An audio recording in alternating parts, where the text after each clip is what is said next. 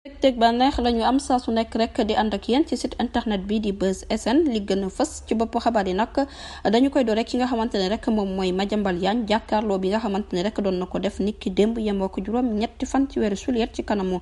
cour d'appel nag boobule jàkkaarloo doxoon nag ci diggante mag kii di Souleymane Teliko mbir mi nag daal dinañu koy renvoyé waat rek ba fukki fan ak juróom ci weeru juillet ci atum 2024 ñu defee ak pàttali nag kii di Madiambal Diagne ñu ngi koy toppee rek ginnaaw bu ñu ne dafa daal di yëkkati ay kàddu sos yoo xamante ne rek teg ko nag ci kaw kii di Souleymane Teliko ci mbir mu nu mel nag ñu yóbbu woon ko ca kanamu attekaay ba waaye nag daal dinañ koy renvoyé waat ni ko fukki fan ak juróom ci weeru juillet ci atum 2024 bu ñu sukkandikoo rek ci xibaar yi nga xamante ne suñu nattangooy les échos ñoom ñoo ko daal di fësal nag ne nañ niki juróom ñeenti fan ci weeru juillet bii nag juge bi ma ngay daal di topp rek kii di Madiambal Diagne ci sos yi nga xamante ne rek daal di woon na koy sosal ba noppi rek daal di fësal nag mbir mi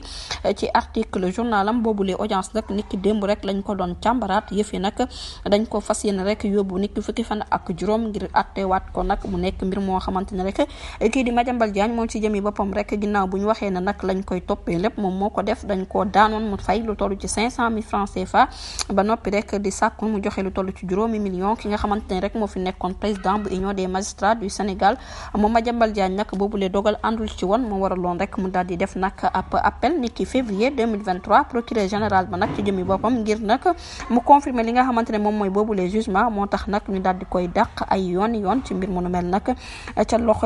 loxoy tribunal la mujjee waaye nag daal dinañu renvoyé nag atte bi niki fukki fan ak juróom ci weeru juillet ci atum 2024 bu ñu jógee ko foofu nag dañuy daal di waxal rek ci renvoi bi nga xamante ne rek daal dinañ koy renvoyé coow la doxoon ci diggante nag député yi di Amy Ndiaye Gniby ak ki nga xamante ne rek moom mooy Massata Samb ak Mamadou Niang boobu tamit daal dinañu koy dàq rek ba ñaar fukki fan ci weeru novembre bi ñu dëtmal ñu fàttali leen rek coow la doxoon ci diggante ñoom député yi nag ak seen natango bi di Amy Ndiaye Gniby daanoon nañ leen nag juróom benn weeri kaso yoo xamante ne dañ koy tëdd ba noppi amal leen lu toll ci 100 000 francs ngir ñu jox ko nag kii di Amy Ndiaye Gniby mi nga xamante ne rek dañ koo gaañ ci ay tayeef du ñàkk rek dinañ ci ñëwaat ci yeneen jotaay xabaar jërë ngeen jëf ci ànd bi bu leen fàtte abonné bés cloche de notification gi dara bañ leen